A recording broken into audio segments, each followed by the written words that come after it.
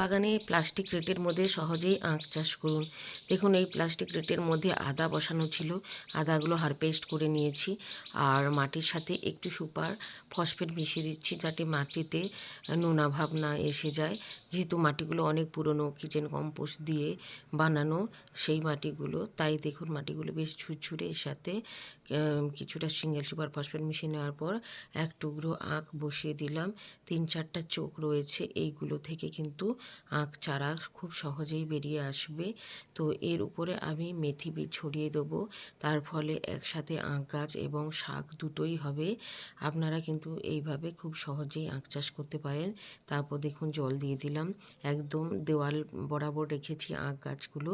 এই দেখুন কত সুন্দর আখ গাছগুলো বেরিয়ে গেছে, আর সাথে মেথি শাকও বেরিয়ে গেছে। শাকগুলো তুলে নেব, আর আখ গাছগুলো কিন্তু পরিপুষ্ট লাভ করবে। এখান থেকে প্রচুর